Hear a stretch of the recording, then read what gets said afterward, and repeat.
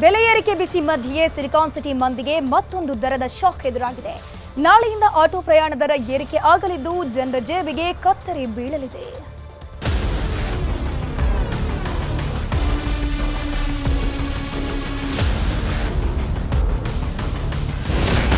ನಾಳೆಯಿಂದ ಹೊಸ ಆಟೋ ದರ ಜಾರಿ. 30 ರೂಪಾಯಿ ಇದ್ದ ದರ 36ಕ್ಕೆ ಏರಿಕೆ. ರಾಜಧಾನಿ ಮಂದಿ ಬೆಲೆ ಏರಿಕೆ ಬಾಣಲಿಯಲ್ಲಿ ಬೆಂದು ಹೋಗಿದ್ದಾರೆ.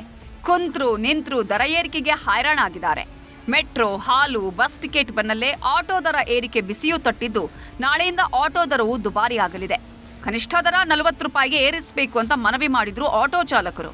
ಆದರೆ ಸರ್ಕಾರ 36 ರೂಪಾಯಿಗೆ ದರ ನಿಗದಿ ಮಾಡಿ ಆದೇಶ ಹೊರಡಿಸಿದೆ. ಈ ಹಿನ್ನೆಲೆ 30 ರೂಪಾಯಿ ಇದ್ದ ಮಿನಿಮಮ್ ಚಾರ್ಜ್ ನಾಳೆಯಿಂದ 36 ರೂಪಾಯಿ ಆಗಲಿದೆ. ನಂತರದ ಪ್ರತಿ ಕಿಲೋಮೀಟರ್ಗೆ 3 ರೂಪಾಯಿಯಂತೆ ದರ ಏರಿಕೆ ಮಾಡಿದೆ. ದರ ಏರಿಕೆ ಮಾಡಿದ್ರೂ ಕೂಡ ಆಟೋ ಚಾಲಕರು ಹೇಳೋದು ಹೀಗೆ. 40 ರೂಪೀಸ್ ಮಾಡಿದ್ರೇ ಒಳ್ಳೇದು. ಯಾಕೆ ಚಿಲ್ಲರೆ ಸಮಸ್ಯೆ ಬರಲ್ಲ, ಆಯಿತಾ. ಜನದ ರಕ್ಷಣೆ ಕಚ್ಚಾಡೋಕ್ಕಾಗಲ್ಲ ನಾವು. ಫೋನ್ಪೇ ಅವು ಲಂಸಮ್ ಇದ್ರೇ ಅದು ಒಳ್ಳೇದೇ. 36 ಸ್ವಲ್ಪ ಚೇಂಜ್ಗೆ ಅದಕ್ಕೆ ಇದಕ್ಕೆಲ್ಲ ತೊಂದರೆನೇ. ಕೆಲವು ಜನ ಏನು ಮಾಡ್ತಾರೆ ಗೊತ್ತಾ, ಜಗಳ ಮಾಡೋಕ್ಕೆ ಬರ್ತಾರೆ. ನೀವು ಇಟ್ಕೋಬೇಕ್ರಿ ಕೊಡ್ಬೇಕ್ರಿ ಅಂದ್ಬಿಟ್ಟು 4 ಜನಕ್ಕೆ ಕೊಡ್ಬೋದು, 5 ಜನಕ್ಕೆ ಕೊಡ್ಬೋದು, 10 ಜನಕ್ಕೆ ಚೇಂಜ್ಗಳು ತರೋಕ್ಕಾಗಲ್ಲ. ಅದು ಸಮಸ್ಯೆನೇ. ಲಂಸಮ್ ಮಾಡಿಬಿಟ್ರೆ ಸರಿ, ಇಲ್ಲಾಂದ್ರೆ ಮಾಡೋದೇ ಬೇಡ. ಈಗೇನೈತೆ ಅದೇ ಇರಲಿ, ಇಲ್ಲಾಂದ್ರೆ ಮಾಡೋದೇ ಬೇಡ ನಮಗೆ. ಆಟೋ ದರ ಏರಿಕೆಗೆ ಪ್ರಯಾಣಿಕರು ಕಂಗಾಲಾಗಿದ್ದಾರೆ. ಕೆಲವರು ಜೀವನ ನಡೆಸೋದು ಕಷ್ಟ ಅಂದ್ರೆ ಇನ್ ಕೆಲವರು ಆಟೋ ಚಾಲಕರು ಮತ್ತೆ ದುಪ್ಪಟ್ಟು ಹಣ ವಸೂಲಿ ಮಾಡಬಾರ್ದು ಅಂತ ಮನವಿ ಮಾಡಿದ್ದಾರೆ. ವಿಧಿ ಇಲ್ಲ, ರಸ್ತೆಯಲ್ಲಿ ಹೋಗೋಕ್ಕಿಂತ ಬೆಸ್ಟು. ಆರಾಮಾಗಿ ಆಟೋದಲ್ಲಿ ಹೋಗ್ಬೋದು. ಅದಕ್ಕಿಂತ ಒಂದು 20-30 ರೂಪಾಯಿ ಎಕ್ಸ್ಟ್ರಾ ಆಗ್ಬೋದು. ಆಗ್ತದೆ, ಅವರು ಹೊಟ್ಟೆ ಬಾಡಿಗೋಸ್ಕರ ಜೀವನ ಮಾಡ್ತಿರ್ತಾರೆ.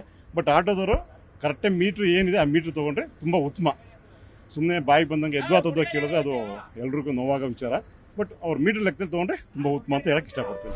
ಹೌದು ಮೇಡಮ್, ಬರ್ಡನ್ ಆಗುತ್ತಲ್ವಾ, ಬರ್ಡನ್ ಅದೇ ಆಗುತ್ತೆ. ಹಾಗಾಗಿ ಆಟೋ ಜಾಸ್ತಿ ಆಗಬಾರ್ದು ರೇಟು. ಜಾಸ್ತಿ ಮಾಡ್ತಾ ಇದ್ದಾರೆ, ಬರ್ಡನ್ ಆಗತ್ತೆ.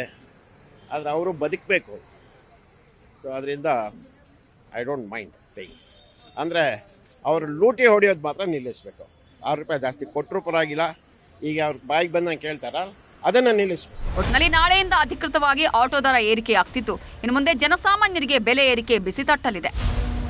ಹಂಸಶ್ಯಾಮಲ, ನ್ಯೂಸ್ 18 ಬೆಂಗಳೂರು.